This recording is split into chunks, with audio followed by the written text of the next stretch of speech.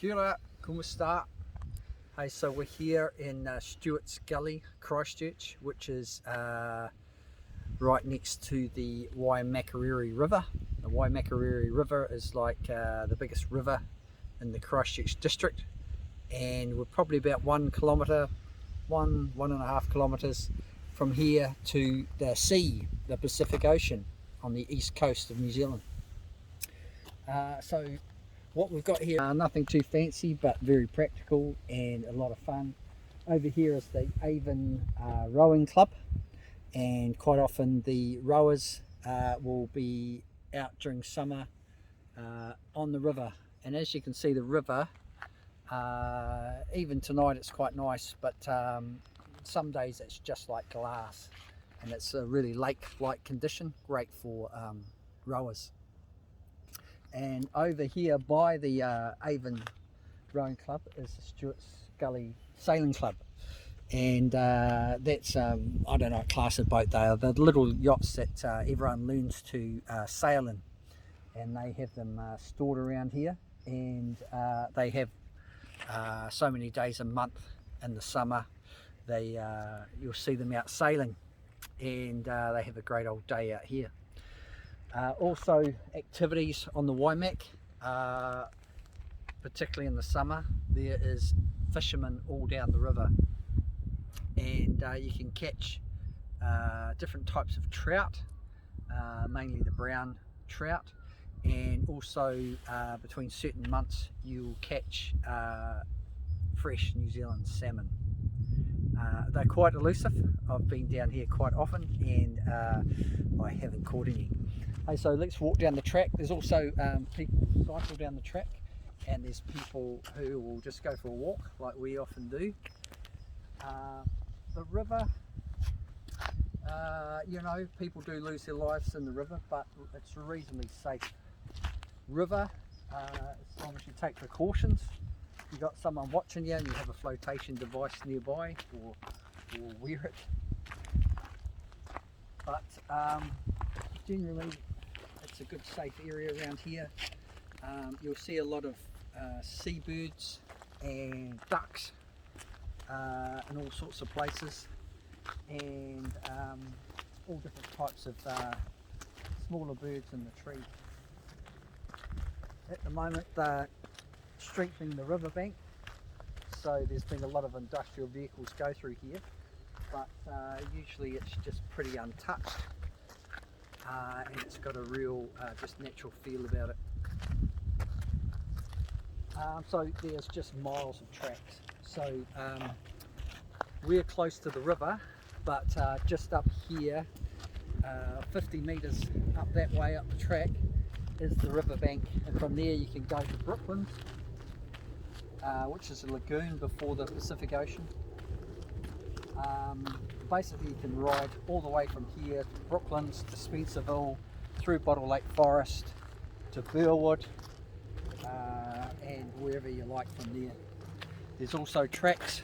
If you continue down the river, the first bridge you'll hit is the old Main North Road Bridge, which is the main drag to Kaiapoi, and not far from that, 150 metres further on, is the new Waimak Bridge, which is a double, triple lane each way, large motorway type bridge.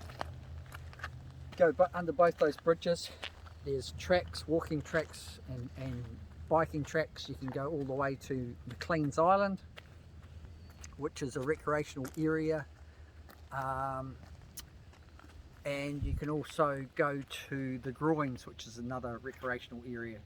So there's just hundreds of miles worth of tracks for exploring this area. The river's quite changeable. Some days you'll come down here, like I say, it's a mirror lake. Other times it's quite choppy. It comes from the Southern Alps, which is a huge mountain range that runs throughout the South Island of New Zealand. Absolutely massive. Think the Andes, that type of mountain range. We don't have a Mount Everest. Our biggest mountain is Mount Cook, or Mount Oraki in the local dialect, and it's pretty bloody high, but it's nowhere near Everest, but still an impressive mountain. So in New Zealand, if you go fishing in the river, you have to have a fishing license. For example, this season I got one for North Canterbury rivers only, so the rivers within a huge mileage area in Canterbury, and that cost me about $106 or $116. But if you want a national license, if you're real keen and you want to fish all over the country, I think that's only about $160, $170. You can apply on the internet, or you can apply for one in a sports shop, such as hunting and fishing, and so they're pretty easy to get. You've got to have it with you when you're fishing, because there are fishery officers who, I haven't seen one down here yet, but they are employed to go and check if people have licenses, because the money from the licenses actually helps pay for trout hatcheries, and the Ministry of Primary Industries, they will restock the rivers with trout, so it's well worth it for the good of the river. Okay.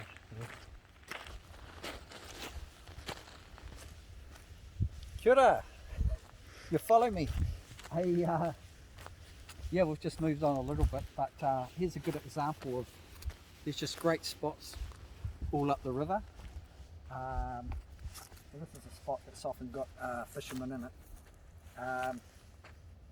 Beautiful place, and particularly in the spring and early summer, absolutely beautiful. Hey, the big problem that we've noticed when we've been coming here though, is that the fishermen leave a lot of rubbish. They leave fishing line, they leave chip packets, bottles, and full bags of rubbish, which is bloody annoying. But there's some good blokes around, like Fishing Buddies, which is a bit of a group on Facebook, and groups like that. They'll come down and have a bit of a clean up now and again, but they shouldn't have to. I mean, how easy is it to take the rubbish? It's not heavy, and it just keeps this place looking really good for everyone. Yeah, so look, some cheap bastard clean skin red wine, and like over here, you know, so it's that noodle packet stuff. But I mean, there has been a clean up recently, so it's not too bad, but bloody annoying. It's unnecessary. You can shove stuff like that in your pocket, you know.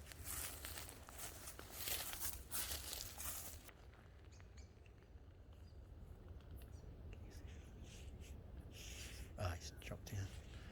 About the moon. Can't quite see it, eh? No.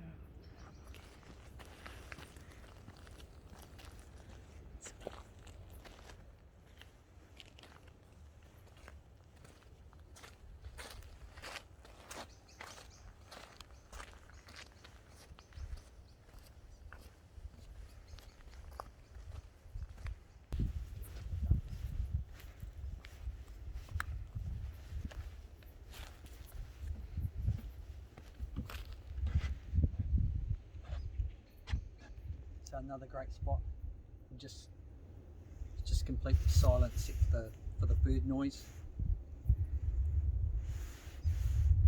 It's underrated, this place. It's fantastic. I just talked to a fisherman. He didn't get anything, so he came down for an hour, but he thinks the water's too murky today. He believes it'll clear out overnight, and he's going to come and check it tomorrow. But he said he gets heaps of mullets using a small hook, using chicken as a bait on a small hook. Mullets just love it. and then you'll chop up the mullet and fresh mullet, the kawai, big fat kawai, which is a decent sized fish that we get in New Zealand. We'll go for the mullet. So there's a tip.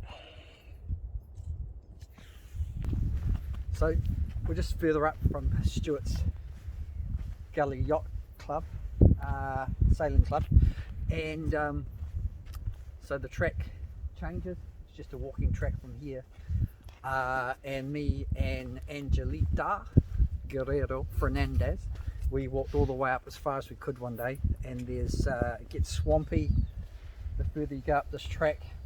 And we're on the southern side of the Waimak River, and you can only walk so far.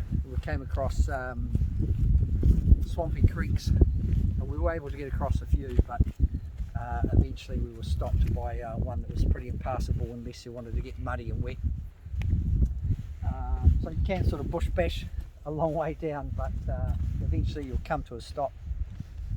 Basically you'll come to where the outlet of the Kaiapoi River is. So the Kaiapoi River, from the township of Kaiapoi, which is on the northern side of the river.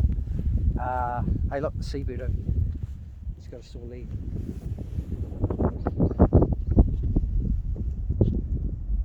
Yes, his wings are still good though.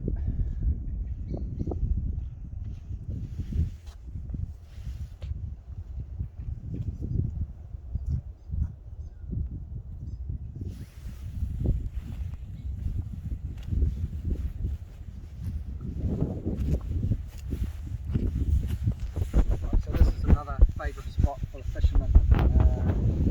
It's usually got a lot of rubbish in it too, but it's not too bad today.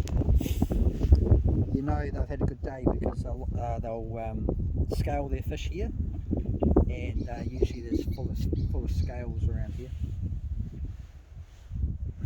But being start of winter basically, the fishermen have sort of died away, so there's not as many people down here.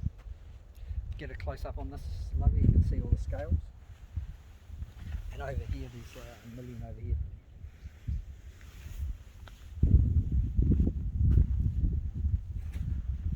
So they're all scales, they'll be kawai scales.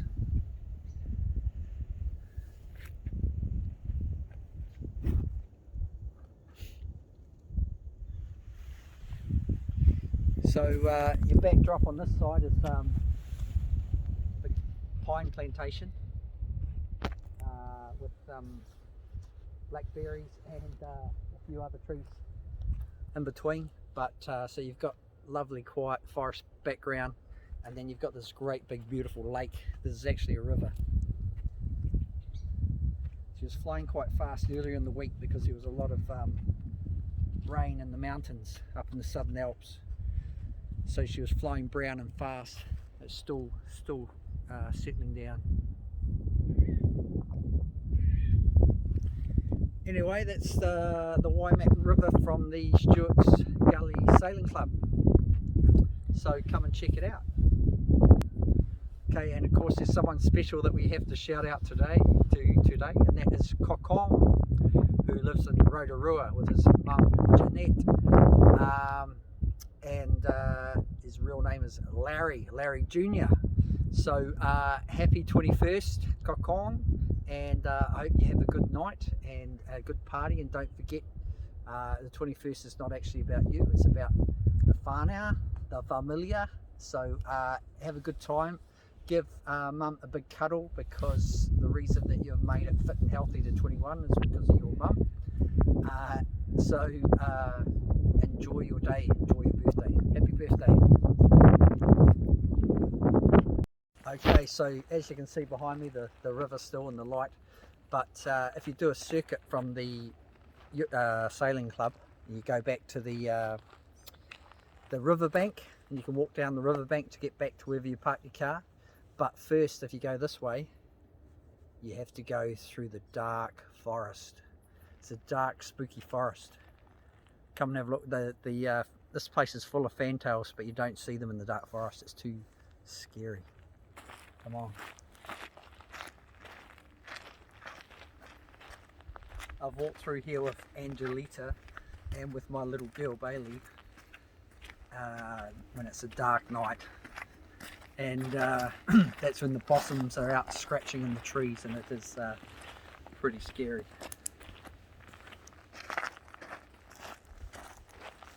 Can they see how dark and scary it is? Oh, you might be able to hear in the background gunfire, and that's because at the moment in New Zealand it's duck hunting season. So mainly at dawn and dusk, the duck hunters will hide in what's called a mai, and it's basically just a shelter where you hide away from the ducks, and as the ducks come flying in to land on the pond, they let them have it with the shotguns. Some of them will have retriever type dogs that will then jump into the river or the pond and retrieve the dead or the injured ducks. So is the forest looking scary? The camera sense lights it up, but it's pretty dark and scary.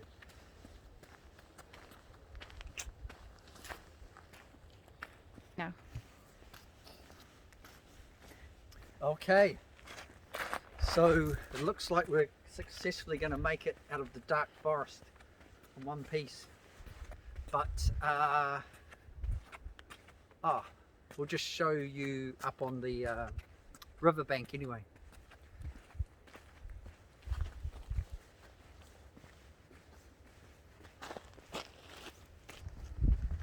Okay, so we've made it. So this is the riverbank that runs for miles and miles. So you probably won't be able to see it in the camera, but I can actually see the Pacific Ocean right down the end there. And if you walk down there, that is the way to Brooklands Lagoon. And down here is a continuation of the riverbank. And if you've done the loop from the sailing club, this way will take you back to wherever you park your car. So don't forget to like and subscribe, and grateful for you to spend the time to watch this, and I hope that wherever you are in the world you're happy and well fed and content and staying warm. Well, I know you in the Philippines will be warm, but paalam, ka kite, goodbye.